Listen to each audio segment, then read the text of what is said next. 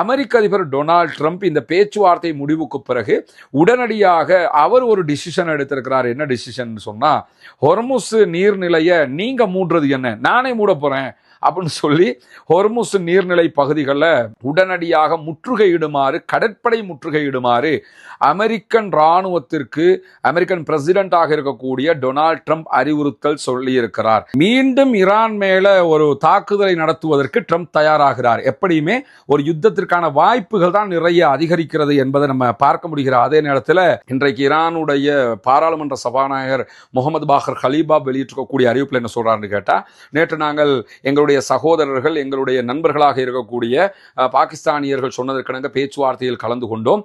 ஆனால் எங்களுடைய நம்பிக்கையை வென்றெடுப்பதற்கு அமெரிக்கா தவறிவிட்டது.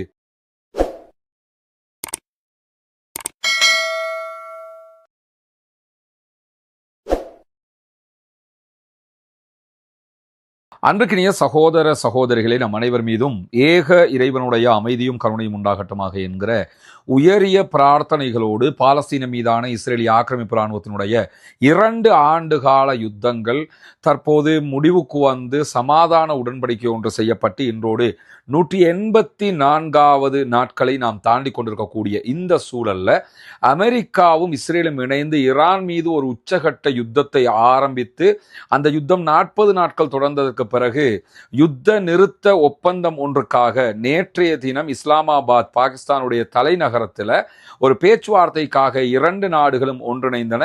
ஆனால் பேச்சுவார்த்தை தோல்வியில் முடிந்திருக்கிறது. குறிப்பாக ஈரானுடைய நிபந்தனைகளில் ஈரான் உறுதியாக இருக்கிறது. அமெரிக்கா சொன்ன எந்த ஒரு நிபந்தனையும் ஈரான் ஏற்றுக்கொள்ளாத அதே நேரம் ஈரான் முன்வைக்கக்கூடிய நிபந்தனைகளை அமெரிக்கா ஏற்றுக்கொள்ளவில்லை. எனவே இந்த பேச்சுவார்த்தை தற்போது முறிந்திருக்கிறது என்கிற செய்திகளை பார்க்க முடியும். அதிலும் குறிப்பாக இந்த பேச்சுவார்த்தையில் ஏகப்பட்ட விவகாரங்கள் ஒப்புதலுக்காக சரி செய்யப்பட்டு விட்டதாகவும், குறிப்பாக 2 விவகாரங்களில் தான் இருதரப்புக்கும் இழுபறி நிலை நீடித்திருக்கிறது.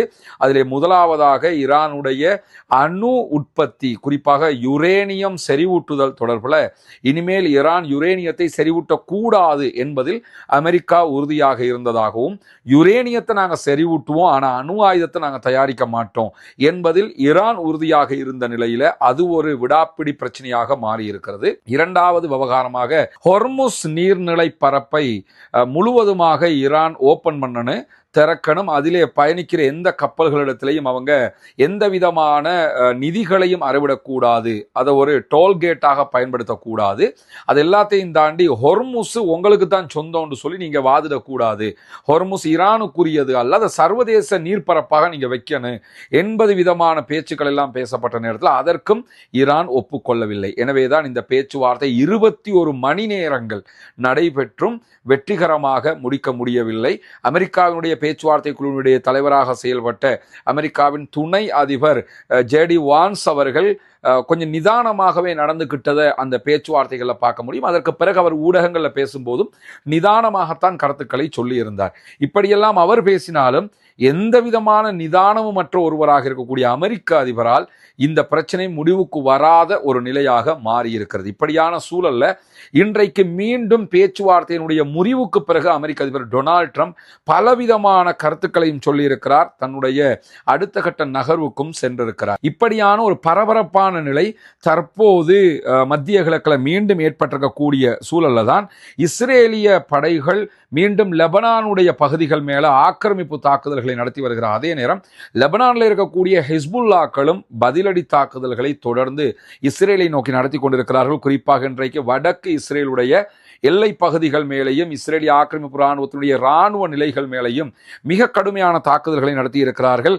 கிரியாட் ஷமோனா, மார்க்கல்யோட், அதே போன்ற அவிவிம், ஏரூன் உள்ளிட்ட பகுதிகள் மேல மிக கடுமையான ராக்கெட் தாக்குதல்களை ஹிஸ்புல்லாக்கள் நடத்தி இருக்கிறார். அதே நேரம் திபில், ரஷாஃப், பெய்ட்லிபே, கவுசா ஆகிய பகுதிகள் மேலேயும் மிக கடுமையான தாக்குதல்களை நாங்கள் நடத்தி இருக்கிறோம் என்று அல் ஜசீரா ஒளிபரப்பி இருக்கக்கூடிய செய்திகளில் ஹிஸ்புல்லாக்கள் வெளியிட்டிருக்கக்கூடிய செய்திகளை நம்ம பார்க்க முடியும். இப்படி ஹிஸ்புல்லாக்களுக்கும் இஸ்ரேலுக்கும் இடையிலான தாக்குதல்களும் பரஸ்பர தாக்குதல்களாக மீண்டும் தொடர்ந்து வரக்கூடிய சூழல்ல தான் அமெரிக்க அதிபர் டொனால்ட் ட்ரம்ப் இந்த பேச்சுவார்த்தை முடிவுக்கு பிறகு உடனடியாக அவர் ஒரு டிசிஷன் எடுத்திருக்கிறார். என்ன டிசிஷன் சொன்னா, ஹொர்முஸ் நீர்நிலையை நீங்க மூடுறது என்ன, நானே மூட போறேன் அப்படின்னு சொல்லி ஹொர்முஸ் நீர்நிலை பகுதிகளை உடனடியாக முற்றுகையிடுமாறு, கடற்படை முற்றுகையிடுமாறு அமெரிக்கன் இராணுவத்திற்கு அமெரிக்கன் பிரசிடென்டாக இருக்கக்கூடிய டொனால்ட் ட்ரம்ப் அறிவுறுத்தல் சொல்லியிருக்கிறார். எனவே உடனடியாக தற்போது ஹொர்முஸ் நீர்ப்பரப்புகளை அமெரிக்காவினுடைய போர்சஸும் முற்றுகையிடுவதாக அறிவித்திருக்கிறார்கள். இங்க நம்ம பார்க்கக்கூடிய இதை ஒரு ட்விஸ்டாக எல்லாம் பார்க்க முடியாது, இதை ஒரு ஜோக்காகத்தான் மாறும். காரணம் என்னன்னு கேட்டா, ஹொர்முஸை திறக்கணும் என்று எதுக்காக சொல்றாங்கன்னா, உலகம் முழுவதும் பெட்ரோல் எரிவாயு தட்டுப்பாடு ஏற்பட்டிருக்கிறது. மத்திய கிழக்கு நாடுகளில் இருந்துதான் உலகத்தின் 1/5 பெட்ரோல், டீசல், எரிவாயுக்கள் ஏற்றுமதி செய்யப்படுகிறது. குறிப்பாக ஒவ்வொரு நாளும் 20 மில்லியன் பேரல்கள்ல குரூட் ஆயில் இந்த பகுதிகளில் இருந்து ஏற்றுமதி செய்யப்படுகிறது. இவ்வளவு முக்கியத்துவமான ஒரு பகுதியாக இந்த ஹொர்முஸ் இருக்கிறது. இதுல உலகத்துக்கு தேவையான பெட்ரோல் போகிறது என்பது ஒரு புறம். இரண்டாவதாக அரபு நாடுகளுக்கான வருமானமே இதுல தான் தங்கி இருக்கிறது. Kuwait, Bahrain, UAE, Dubai, Saudi Arabia, எந்த அரபு, அதாவது மிடில் ஈஸ்ட்ல இருக்கக்கூடிய கிட்டத்தட்ட 6 நாடுகளுடைய மிக முக்கியமான வருமானம் இதுல தங்கி இருக்கிறது. இதை தாண்டி எல்லா நாடுகளும் இறக்குமதி செய்கிறது. அவர்களுக்கு க்ரூட் ஆயில்ங்கிற ஒரு முக்கியத்துவம் மிக்க ஒரு ஐட்டம் தேவையா இல்லையா? இந்த பிரச்சனைக்கு ஹொர்முஸை திறக்கிறது தானே முடிவு. ஒருத்தன் மூடி வச்சிருக்கிறான், நான் எதையுமே உனக்கு வியாபாரம் பண்ண முடியாது, உள்ள வர முடியாது, வெளியே போக முடியாதுன்னு மூடி வச்சிருக்கிறான் ஈரான். அதே வேலையை இப்ப அமெரிக்காக்காரன், நீ என்னடா மூடி வைக்கிறது, நானும் மூடி வைக்கிறேன்னா, மூடி வைக்கிறதாண்டா பிரச்சனையே. உலகம் முழுக்க இதை திறங்கன்னு ஏன் சொல்றாங்கன்னு கேட்டா, இதை திறக்கலைன்னா எதுவுமே கிடைக்காது. கிடைக்காத போது உலகமே ஸ்தம்பிச்சு நிக்குது. உலகம் ஸ்தம்பிச்சு நிக்குது, அதுல இருந்து உலகத்தை மீட்டெடுக்கணும். எனவே நீங்க ஹொர்முஸை ஓபன் பண்ணுங்கன்னு சொல்லி சொன்னா, அது என்ன நீங்க ஸ்தம்பிக்க வைக்கிறது, நானே ஸ்தம்பிக்க வைக்கிறேன்னு சொல்லி இந்த ஆளு நான் முற்றுகையிடுகிறேன் அப்படின்னு சொல்லி அறிவிச்சிருக்கிறாரு. இது எந்த வகையான ராஜதந்திரம் அல்லது எந்த வகையான புத்திசாலித்தனம், எந்த வகையான சிந்தனை கெட்டுகிற காரியம்னு கொஞ்சம் நிதானமா யோசிச்சு பார்த்தீங்கன்னா, இந்த ஆள் ஏன் இப்படி இருக்கிறாருங்கிற மாதிரி ஒரு கேள்வி எழுந்துவிடும். தனக்கு ஜெயிக்க முடியல, இராணுவ பலத்தினால ஜெயிக்க முடியல, ஈரானை அழிக்க முடியல, ஈரான்ல எதையுமே பண்ண முடியலன்னு தெரிஞ்சிருச்சு. அதற்கு பிறகு இப்படியான ஒரு முறையை அவர் கையில் எடுத்திருக்கிறார். ட்ரம்பினுடைய இந்த அறிவிப்பும் இந்த நிலைப்பாடுகளும் எதை உணர்த்துது என்று சொல்லி சொன்னா, மீண்டும் ஈரான் மேல ஒரு தாக்குதலை நடத்துவதற்கு ட்ரம்ப் தயாராகிறார். எப்படியுமே ஒரு யுத்தத்திற்கான வாய்ப்புகள் தான் நிறைய அதிகரிக்கிறது என்பதை நம்ம பார்க்க முடிகிற அதே நேரத்தில் மிக தெளிவாக இன்றைக்கு அமெரிக்க அதிபர் டொனால்ட் ட்ரம்ப் சில செய்திகளை அவருடைய ட்ரூத் சோஷியல் பக்கத்தில் சொல்லியிருக்கிறாரு. உலகம் முழுவதும் இதுதான் டாக் ஆஃப் த டே ஆக மாறி இருக்கிறது. அவர் சொல்லக்கூடிய செய்திகள் என்னன்னு கேட்டா, அணுசக்தி லட்சியங்களை கைவிடுவதற்கு ஈரான் தயாரில்லை, அதனால தான் நாங்கள் இந்த பேச்சுவார்த்தை தோல்வி அடைஞ்சிருக்குங்கிறாரு. ஈரான் தெளிவாக என்ன சொல்றாங்கன்னு கேட்டா, அணுசக்தி லட்சியங்கள்ல நாங்க யுரேனியத்தை செறிவூட்டுவது எங்க நாட்டுக்குரிய தேவைக்காக பண்ணிக்கிட்டு இருக்கிறோம். நாங்க அணு ஆயுதம் பண்றதுக்கு இல்லை, அணு ஆயுதம் நாங்க பண்ண மாட்டோம், அதை நீங்க வேண்டிய மாதிரி கண்காணிச்சுக்கிறீங்கன்னு சொல்லும் போதும் இல்லை நீங்க அணு ஆயுதம் தான் பண்றீங்கன்னு சொல்றது எந்த வகையான நியாயம் என்பதுதான் ஈரானுடைய கேள்வியாகவும் இருக்கிறது. அதை தாண்டி ஈரானியர்களுடைய வாதம் என்னன்னா, இந்த யுரேனியத்தை செறிவூட்டுவது, அணு ஆயுதத்தை நோக்கி அடுத்த கட்ட பயணம், இது எல்லாமே நாங்க சொந்தமாக எங்களுடைய அறிவை கொண்டு உருவாக்கியது. எங்க அறிவையே நீங்க மட்டுப்படுத்தி கீழே விழுத்தாட்டுகிற வேலையை செய்யும் போது நாங்க அதுக்கு ஒத்துக்கிற முடியாது அப்படிங்கிறாங்க. ஏன்னா இந்த அணு தேவைகளை பொறுத்தவரையில, அணு ஆயுதம் தொடர்பான விவகாரங்களை பொறுத்தவரையில இது எந்த நாடும் இன்னொரு நாட்டுக்கு பகிர்ந்து கொள்ளாது. ஒவ்வொரு நாடும் தனித்தனியாகத்தான் இதை கண்டுபிடித்துக் கொள்வார்கள். எனவேதான் எங்க அறிவை நாங்க விட்டுக் கொடுக்க முடியாதுங்கிறதுல ஈரான் கடுமையாக இருக்கக்கூடிய சூழல்ல எங்களுடைய இராணுவ நடவடிக்கைகளை இறுதி வரை தொடர்வதை விட ஒப்புக்கொள்ளப்பட்ட அம்சங்கள் ரொம்ப நல்லதுதான் அப்படிங்கிறார் டொனால்ட் ட்ரம்ப். இந்த ஒரே யுத்தம் பண்ணிக்கிட்டு இருக்கிறத விட இப்ப நம்ம ஒப்புக்கொண்டிருக்கக்கூடிய விவகாரம் இருக்குல்ல, அதெல்லாம் ரொம்ப சூப்பரான விஷயம். ஆனால் கணிக்க முடியாத நபர்கள், அதே போன்று ரொம்ப கடுமையான நபர்களாக இருக்கக்கூடிய ஈரானியர்களுடைய கையில அணுசக்தி அனுமதிப்பதை ஒப்பிடும் போது இவங்கள்ட்ட அணுசக்தி கிடைப்பதை விட இந்த ஒப்பந்தங்கள் நல்லது கிடையாது. இந்த ஒப்பந்தம் ஆல்ரெடி நல்லதுதான், ஆனா இந்த ஒப்பந்தம் நல்லதா, இவங்கள்ட்ட அணுசக்தி கிடைப்பது நல்லதான்னு கேட்டா, ஒப்பந்தத்தை நம்ம கவனிச்சோம்னு சொன்னா அணுசக்தி கிடைச்சிரும். ஏன்னா இவங்கள்ட்ட அணுசக்தி கிடைச்சிடக்கூடாது, அதனாலதான் நான் இவ்வளவு கடுமையா இருக்கிறேன் அப்படின்னு சொல்லக்கூடியவர். எனவே இனிமே ஒண்ணுமே கிடையாது, நாங்க அடுத்த கட்டத்துக்கு போறோம் அப்படின்னு சொல்றாரு. அதை தாண்டி மேலதிகமாக என்ன சொல்றாருன்னா, வாஷிங்டன் ஆயுதங்களை சுமந்த நிலையில் இருக்கிறது, அதாவது யுத்தத்துக்கு தயாராக இருக்கிறோம்னு சொல்றாரு. பொருத்தமான தருணத்துல ராணுவ கேப்பபிலிட்டியை பயன்படுத்தி நாங்க அட்டாக்குக்கு போவோம்ங்கிறத அவர் சொல்லாம சொல்லக்கூடிய அந்த காட்சிகள் அதுல பார்க்கிறோம். அதே நேரத்தில் ஹொர்முஸ் ஜலசந்திக்கு நுழையக்கூடிய அல்லது வெளியேறக்கூடிய எந்த கப்பல்களையும் அமெரிக்கா இனிமேல் முற்றுகையிடும் அப்படிங்கிறாரு. ஈரான்காரன் எதை செஞ்சானோ அதை நான் செய்வேன், அப்படின்னு சொல்லிக்கிட்டு இருக்கிறாரு.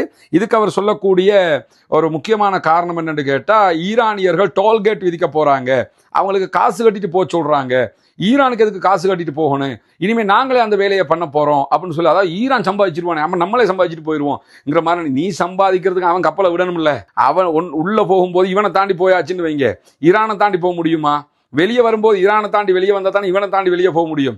அவன் விட்டா தானே எல்லாத்துக்கும் உள்ளது. அதை புரியாம இந்த ஆள் இவ்வளவு தூரம் பேசியிருப்பது மட்டுமல்லாம, நாங்க இதை விட்டு கொடுக்கவே மாட்டோம் என்று சொல்லி மிக கடுமையாக பேசியிருக்கிறார். அதை தாண்டி இதெல்லாம் அவர் ட்ரூத் சோஷியல் பேஜில் எழுதினது. அதற்கு பிறகு இன்றைக்கு அவரிடத்துல ஃபாக்ஸ் நியூஸ் ஏஜென்சி சில கேள்விகளை கேட்குறாங்க. அதுக்கு அவர் பேசுகிற பேச்சு என்னன்னா, ஒரு நாள்லயே ஒன் டேலேயே ஈரான் எனக்கு அழிக்க முடியும் அப்படிங்கிறாரு. அது முடியும். எப்படி முடியும்னு கேட்டா, அணுகுண்டு போட்டா முடியும். அணுகுண்டு போட்டா மட்டும்தான் ஒரு நாள் அழிக்க முடியும். இல்லைன்னா 40 நாள் ஆகி ஒன்றும் செய்ய முடியலங்கிறது தெரியுது இல்லை. இப்போ 40 நாளாக குண்டு போட்டுருக்கிறாங்கல்ல, 40 நாளாக அழிச்சிருக்கிறாங்கல்ல, 40 நாளாகி அழிக்க முடியாமல் போயிடுச்சுல. அப்போ ஒரே நாள் அழிக்க முடியும்னா எப்படி முடியும்னா, அணுகுண்டு போட்டால் மட்டும்தான் முடியும். அணுகுண்டை போட மாட்டாங்கன்னெல்லாம் சொல்ல முடியாது. அதையும் இந்த ஆள் போட நினைச்சா போட்டு போயிடுவார். ஆனால் அது போட்டால் மட்டும்தான் ஈரான் அழிக்க முடியும். ஆனால் அவர் அணுகுண்டு வார்த்தையை சொல்ல, ஒரே நாளில் எனக்கு அழிக்க முடியும். ஹொர்முஸ் ஜலசந்தி வழியாக எந்த கப்பல்கள் போகுதுங்கிறத ஈரானால் கட்டுப்படுத்த முடியாது, அதுக்கெல்லாம் நாங்கள் விட்டுக்கிட்டு இருக்க முடியாது. அதை எப்படி ஈரானா சொல்லுவாங்க ஹொர்முஸில் போகிறது வர்றதை பற்றி? இனிமேல் நாங்கள் தான் அதை முடிவெடுப்போம். அதனால தான் ஒன்று, எல்லா கப்பல்களும் பாதுகாப்பாக போய் வர்ற மாதிரி இருக்கணும், இல்லைன்னா எந்த கப்பலுமே போகக்கூடாது அப்படிங்கிறாரு. அதாவது போனால் எல்லா கப்பல்களும் போகணுமா ஹொர்முஸில், போகக்கூடாதுன்னா எந்த கப்பலுமே ஹொர்முஸில் போகக்கூடாது. அதனால் ஈரான் நினைச்சவங்க மட்டும் போகிறது, ஈரான் நினைக்காதவங்க போகக்கூடாது. ஈரானுக்கு காசு கட்டிட்டு போகணும், இல்லாட்டி போகக்கூடாது. அது எப்படி ஈரான் சட்டம் போடும்? அதனால எவனுக்குமே நீ போக விட மாட்டேன், டே அவன் அப்படியாவது அனுப்புறான்னு சந்தோஷப்படணுமா இல்லையா? இவர் என்ன சொன்னாரு, சர்வதேச நீர்ப்பரப்புல ஈரானுடைய பெட்ரோல் கப்பல்கள் நின்றுதா இல்லையா? இதுல இருந்து உலக நாடுகளுக்கு இப்ப தற்போது க்ரூட் ஆயில் தேவைப்படுது. யாரெல்லாம் ஈரான்கிட்ட பேசி எடுக்க நினைக்கிறீங்களோ அவங்களுக்கு 1 மாசம் நாங்க ஈரான் மீதான தடையை நீக்கிறோம், எல்லாரும் பேசி எடுத்துக்கிறோங்க. அதனாலதான் இந்தியா எல்லாம் பாஞ்சு விழுந்துக்கிட்டு உடனடியாக நிறைய எடுத்துக்கிட்டான். இந்த வழி எதுக்கு அவர் சொன்னாரு? எவனுக்குமே பெட்ரோல் கிடைக்கலன்னா ஈரான்கிட்ட இருந்தாவது எடுத்துக்கிறங்க. ஈரானை அடிச்சதே அவன் பெட்ரோல் விற்க கூடாதுன்னு தான், கடைசியில் அவன்கிட்ட இருந்தே எடுத்துக்கிறங்கன்னு சொன்னாரு. இப்ப என்ன சொல்றாருன்னு கேட்டா, ஈரான் கேட்டுட்டு நீங்க கப்பல்கள் போறத நான் ஒத்துக்கிற மாட்டேன். இப்ப ஈரானோட அவருக்கு கோவமா, இல்ல ஈரான்கிட்ட கேட்டுட்டு போற நாடுகளோட அவருக்கு கோவமா என்கிற கேள்வி எழுகிறது. அதை தாண்டி ஈரான் சில நாடுகளுக்கு இப்ப இலங்கை கப்பல் போய்க்கிறங்க, இந்தியா கப்பல் போய்க்கிறங்க, அமெரிக்காவுக்கு சாதகமான கப்பல்கள் தான் போகக்கூடாது என்று வச்சிருந்தான். இப்ப அமெரிக்காவுக்கு ஆதரவான, இஸ்ரேலுக்கு ஆதரவான கப்பல்கள் போகக்கூடாது, அதுவல்லாத எந்த நாட்டு கப்பல்களும் போகலாம்னா மற்ற நாடுகளுக்கு பிரச்சனையே இல்லைன்னு ஆயிடுச்சுல. இவர் இப்ப என்ன உண்டாக்கியிருக்காருன்னு கேட்டா, ஈரான் மற்ற நாடுகளுக்கு பிரச்சனையை உண்டாக்கல, இவர் வேற எந்த நாட்டுக்கும் நான் தரமாட்டேன், எல்லா நாட்டுக்கும் நான் பிரச்சனையை உண்டாக்குவேன் அப்படிங்கிறாரு. பிரச்சனையை உண்டாக்கினா இப்ப ஈரானுக்கு என்ன குறைஞ்சிட போகுது? எல்லா நாடும் போய் ஈரான்கிட்ட கேட்டுக்கிட்டு இருக்க போறானா, அல்லது ஈரானுக்கு குறை சொல்ல போறானா? அவனுக்கு எந்த பிரச்சனையுமே இல்லை. பிரச்சனை முழுக்க இந்த ஆளுக்கு தான் வரப்போகுது. அதை விளங்காம இந்த மாதிரி ஒரு நிலைப்பாட்டை எடுத்திருப்பது மட்டுமல்லாம, மேலதிகமாக என்ன சொல்றாருன்னு கேட்டா, இப்படி நாங்க ஹொர்முஸை நாங்களும் சேர்ந்து முற்றுகையிட்டா என்ன ஆகும்னு கேட்டா, ஈரானுக்கு கொடுக்க முடியாம தவிச்சுக்கிட்டு இருப்பாங்க, எல்லோருமே எங்க கிட்ட பெட்ரோல் வாங்குவீங்க. இதுதான் இந்த அரபு நாட்டுக்காரனுக்கு அவன் செய்கிற இந்த வேலைகளால ட்ரம்ப்புக்கும் அமெரிக்காவுக்கும் இருக்கக்கூடிய லாபம் என்னன்னா, அரபு நாட்டில் இருக்கக்கூடிய எல்லா க்ரூட் ஆயிலையும் அவனோட ஒப்பந்தத்தை போட்டு எல்லாத்தையும் கொண்டு அங்க எடுத்து வச்சிருக்கிறான். இனி எல்லாரும் அமெரிக்காட்ட பெட்ரோல் வாங்கிக்க, அமெரிக்கா வச்சிருக்கிறத அமெரிக்காட்ட பேசி அமெரிக்கா வழியாக பெட்ரோல் வாங்கணும், அவங்க ஒரு பிசினஸ் பண்றதுக்காக நாங்களும் முற்றுகையிடப்புறம் இருக்கான். இதனால ஈரானுக்கு எந்த பாதிப்பும் கிடையாது. அரபு நாடுகளுக்கு முழுவதுமாக எக்கானமிக் கிரைசிஸ் ஏற்படும். அரபு நாடுகளுக்கு கடல் வழி போக்குவரத்து மிகப்பெரிய கேள்விக்குறியாகிவிடும். அவர்களுக்கு பெட்ரோல் விற்கிறது மட்டும் இல்லை, எந்த ஒன்றையும் அவங்களுக்கு வாங்க முடியாத ஒரு நிலை ஏற்படும். இதுவெல்லாம் மிகப்பெரிய சிக்கலாக அரபு நாடுகளுக்கு உருவாக போகிறது. இதை உருவாக்குறது இப்ப அமெரிக்க அதிபர் டொனால்ட் ட்ரம்ப். யாரை நம்பிக்கிட்டு இருந்தாங்களோ அதே அமெரிக்க அதிபர் தான் இந்த பிரச்சனையை உண்டாக்குறாருங்கிறதெல்லாம் நம்ம பார்க்க முடியும். இதைத்தான் அவர் இன்னைக்கு ஃபாக்ஸ் நியூஸ் ஏஜென்சிக்கும் சொல்லும்போது, ஒரே நாளில் நான் அழிச்சிருவேங்கிறாரு. அவர்களுடைய எரிசக்தி நிலையங்கள் மேலே அட்டாக் பண்ணுவேன், அதே போன்று அவர்களுடைய ஒவ்வொரு ஃபேக்டரி மேலேயும் அட்டாக் பண்ணுவேன், அவர்களுடைய எல்லா நிலையங்கள் மேலேயும் நாங்கள் அட்டாக் பண்ணி அவங்களை கைப்பற்ற முடியும். இது ஒரு பெரிய விஷயமாக இருக்க போகுது, அதை நாங்கள் செய்ய முடியுங்கிறார். செய்ய முடியும்னா 40 நாள் நீ என்ன செஞ்சுக்கிட்டு இருந்தேங்கிற கேள்வியெல்லாம் இருக்கக்கூடிய நிலையில தான் அவர் இதையெல்லாம் பேசியிருக்கக்கூடிய சூழலை நம்ம பார்க்க முடியும். இதே நேரத்தில் இதற்கு உடனடியாக ஈரானுடைய புரட்சிகர காவலர் பிரிவு IRGC ஒரு அறிவிப்பு விடுத்திருக்கிறாங்க. அதில் அவங்க என்ன சொல்றாங்கன்னு கேட்டா, ஹொர்முஸ்ல எந்த கப்பல் உள்ள வந்தாலும் அடி வாங்கிட்டு தான் போவீங்க, நீங்க தேவைக்கில்லாத வேலை செய்ய போறீங்க. வேற எந்த கப்பலும் வரப்போறது இல்லை. அமெரிக்காவினுடைய கப்பல்கள் உள்ளே வந்தது என்று சொன்னால் தவறான கணிப்புகள் மிக கடுமையான விளைவுகளை உண்டாக்கும். எனவே ஹொர்முஸ் ஜலசந்திங்கிறது எங்களுக்கு சொந்தமானது, எனவே நீங்க யாருமே உள்ள வரக்கூடாது அப்படின்னு சொல்லி தெளிவாக ஐஆர்ஜிசி சொன்னது மட்டுமில்லாம, நேற்று இந்த பேச்சுவார்த்தை நடந்துகிட்டு இருக்கும்போது அமெரிக்க அதிபர் ஒரு ட்வீட் போட்டிருந்தாருன்னு நம்ம சொல்லியிருந்தோம். ஒரு சோசியல் ட்ரூத்ல ஒரு செய்தி எழுதியிருந்தார். என்னன்னா, அமெரிக்காவினுடைய 2 கப்பல்கள் ஈரானுடைய ஹொர்முஸ் வழியாக போய் அங்க இருக்கக்கூடிய வெடிகளை எல்லாம் அகற்றி கொண்டிருக்கிறது என்றெல்லாம் சொன்னார்ல, அதை இன்னைக்கு தெளிவாக வீடியோவோட பொய்ன்றதை நிரூபிச்சிருக்கிறாங்க ஈரான்காரங்க. அந்த வீடியோவை நீங்க இப்ப பார்க்க முடியும். செய்தியை புரிஞ்சுக்கிட்டு அதுக்கப்புறம் வீடியோ பாருங்க, அதுக்கப்புறம் இன்னும் தெளிவாக புரிஞ்சிடும். என்னன்னு கேட்டா, அவர்கள் வெளியிட்டிருக்கக்கூடிய அறிவிப்புல USS மைக்கேல் மெர்பி என்கிற ஒரு கப்பல், இது DDG-112 என்கிற நம்பர்ல இருக்கக்கூடிய அமெரிக்காவினுடைய நாவல் போர்சஸ்க்கு சொந்தமான கப்பல். அதே மாதிரி USS பிராங்க் இ பீட்டர்சன் என்கிற ஒரு கப்பல் DD-121 என்கிற நம்பர்ல இருக்கக்கூடிய ஒரு கப்பல். இந்த 2 கப்பலும் நேத்து ஹொர்முஸை தாண்டி போறதுக்கு ட்ரை பண்ணினாங்க. அங்க வீடியோவிலே நீங்க பார்க்க முடியும். ட்ரை பண்றாங்க. ட்ரை பண்ணும் போதே உடனடியாக ஈரானுடைய கடற்படை IRGC அதை வழிமறைச்சு என்ன பண்றாங்கன்னா, நீங்க உள்ள நுழைய ட்ரை பண்றீங்க, உள்ள நுழைஞ்சா அவங்களுக்கு அட்டாக் பண்ணுவோம், உடனே ரிட்டர்ன் போங்க அப்படிங்கிறான். ஏன்னா சமாதான பேச்சு வேற இருக்குது. சமாதான பேச்சு இல்லாட்டி அடிதான், அது வேற விஷயம். நீங்க உள்ள வர ட்ரை பண்றீங்க, உள்ள வந்தீங்கன்னா அடிப்போம்னு சொல்லி தெளிவாகவே உங்களுக்கு அட்டாக் பண்ணுவோம்னு சொல்லி அவங்க சொல்றாங்க. ஆனா அமெரிக்க அதிபர் என்ன சொன்னான்னா, ஈரான்ட கடற்படை இல்லை, ஈரான் இடத்துல ஆயுதம் இல்லை, ஈரான் இடத்துல அது இல்லை இது இல்லைன்னாரு. அவன் வீடியோவே போட்டுட்டு இருக்கிறான். நீ உள்ள வந்தா அடிப்போம்னு சொல்லி சொன்னோம்.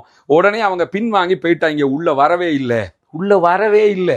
சில நேரம் இந்த ஆளுக்கு சொல்றாங்களோ நாங்கள் உள்ள போனோம், நாங்கள் கிழித்து விட்டோம், இந்த ஆளை போட்டு ஏமாத்திக்கிட்டு இருக்கிறாங்களோ தெரியல. ஆனால் இந்த ஆள் சொன்னது பொய்ங்கிறது மிக தெளிவாக நிரூபிக்கப்பட்டிருக்கக்கூடிய நேரத்தில் தான் இன்றைக்கு பல ஆய்வாளர்களும் என்ன சொல்றாங்கன்னா, ஹொர்முஸுக்கு உள்ள நுழைய நினைச்சாலே அமெரிக்கா மேலே ஈரான் கண்டிப்பாக அட்டாக் பண்ணுவாங்க.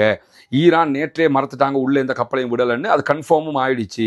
அதை மீறி போனாங்கன்னா கன்ஃபார்மாக அட்டாக் பண்ணுவாங்கன்னு சொல்லி தெஹ்ரான் பல்கலைக்கழகத்தினுடைய பேராசிரியர் ஃபவாட் இசாதி அவர்கள் சொல்லியிருக்கக்கூடிய தரவுகளையும் இன்றைக்கு அல் ஜசீரா சுட்டி காட்டுகிற அதே நேரத்தில் இன்றைக்கு ஈரானுடைய பாராளுமன்ற சபாநாயகர் முகமது பாகர் கலீபா வெளியிட்டிருக்கக்கூடிய அறிவிப்பில் என்ன சொல்றாருன்னு கேட்டா, நேற்று நாங்கள் எங்களுடைய சகோதரர்கள் எங்களுடைய நண்பர்களாக இருக்கக்கூடிய பாகிஸ்தானியர்கள் சொன்னதற்கிணங்க பேச்சுவார்த்தையில் கலந்து கொண்டோம். ஆனால் எங்களுடைய நம்பிக்கையை வென்றெடுப்பதற்கு அமெரிக்கா தவறிவிட்டது. அதாவது அமெரிக்கா இவங்க என்ன சொல்றாங்கன்னா, எங்களுக்கு நம்பிக்கை வரணும், நம்பிக்கை வந்தால் மட்டும்தான் நாங்கள் உங்களோட பேச்சுவார்த்தை நடத்துவோம், இங்க நீங்க சொல்லி சரண்டர் ஆக வேண்டிய தேவை எங்களுக்கு இல்லைங்கிறத மிக தெளிவாக சொல்லி இருக்கிறாரு. எங்களுடைய நம்பிக்கையை பெறுவதற்கு அவர்கள் தவறிவிட்டார்கள், அதனாலதான் பேச்சுவார்த்தை ஃபெயிலியர் ஆகி இருக்குது அப்படின்னு சொல்றது மட்டுமல்லாம, மேலதிகமாக இன்றைக்கு ஈரானுக்குள்ள 50 பேர் கைது செய்யப்பட்டிருக்கிறார்கள். இவங்க எல்லோருமே எதிரிகளுக்கு லொகேஷன் ஷேர் பண்ணவங்க, என்னென்ன விவரம் என்று சொல்லி தகவல் கொடுத்தவங்க, இஸ்ரேலுக்கும் அமெரிக்காவுக்கும் ஆதரவாக உளவு வேலை பார்த்த 50 பேரை தட்டி தூக்கி இருக்கிறார்கள். ஈரானுடைய IRGC என்கிற செய்திகள் வெளியாகி இருக்கிறது. எனவே நம்ம இப்போ உங்களுக்கு காட்சிப்படுத்தி அந்த வீடியோவிலே நீங்க பார்த்துக்கலாம். ஹொர்முஸுக்குள்ள நுழையிறதுக்கு ட்ரை பண்ணும் போதே அமெரிக்கன் போர்சஸுக்கு எச்சரிக்கை விடுத்து ஈரானியர்கள் விரட்டி அடிச்சிட்டாங்க. ஆனா விரட்டி அடிச்சது கூட தெரியாம உள்ள போனா அங்க இருக்கக்கூடிய கன்னி வெடிகளை எல்லாம் அகற்றினார்கள் என்று சொல்லி பச்சை பச்சையா வெடிச்சு செதறி இருக்கிறாரு அமெரிக்க அதிபர் டொனால்ட் ட்ரம்ப். இதுதான் நடைபெற்று வரக்கூடிய. எனவே ஈரானியர்களுடைய கை இந்த நிமிடம் வரைக்கும் ஓங்கி கொண்டுதான் இருக்கிறது என்பதை புரிந்து கொள்ளுங்கள். அமெரிக்க அதிபர் டொனால்ட் ட்ரம்ப் என்ன செய்யறது என்று தெரியாம எதையோ செஞ்சுக்கிட்டு இருக்கிறாரு. முழு உலகுக்குமே அச்சுறுத்தலாக மாறி இருக்கிறார். முழு உலக மக்களுடைய நிம்மதியை கெடுக்கக்கூடிய ஒரு மனிதனாக அமெரிக்க அதிபர் டொனால்ட் ட்ரம்ப் மாறி இருக்கிறார் என்பதை நம்ம இப்ப பார்க்க முடிகிறது. பொறுத்திருந்து பார்ப்போம் அடுத்தடுத்து என்னவெல்லாம் நடக்க போகிறது என்பதை ரஸ்மின் எம்ஐசி நியூஸ் மற்றும் ரஸ்மின் டாக்ஸ் ஆகிய 2 சேனல்களோடு இணைந்து கொள்ளுங்கள். இந்த சேனல்களில் உண்மை செய்தியை உங்களுக்கு உடனுக்குடன் கொண்டு வந்து தருவதற்கு நாம் தயாராக இருக்கிறோம். ஆக்கிரமிப்புகள் ஓய வேண்டும், ஆக்கிரமிப்பாளர்கள் ஓய வேண்டும், ஆக்கிரமிப்பாளர்கள் ஓய்ந்து ஆக்கிரமிப்புகள் ஓய்ந்து ஈரானிய அப்பாவிகள் மீதான தாக்குதல்கள் நிறுத்தப்பட்டு லெபனானிய அப்பாவிகள் மீதான தாக்குதல்கள் நிறுத்தப்பட்டு இந்தியர்களுக்கு முழுவதுமே அமைதி திரும்ப வேண்டும் என்கிற உயரிய பிரார்த்தனைகளோடு முழு உலகம் அமைதிக்கு திரும்ப வேண்டும் என்கிற மேலதிகமான பிரார்த்தனைகளை முன்வைக்கிற அதே நேரத்தில் ஜனநாயக ரீதியாக ஆக்கிரமிப்பாளர்களுக்கு எதிராக தொடர்ந்தும் குரல் எழுப்புவோமாக. வாஹிர் தஅவானா அல்ஹம்துலில்லாஹி ரப்பில் ஆலமீன்.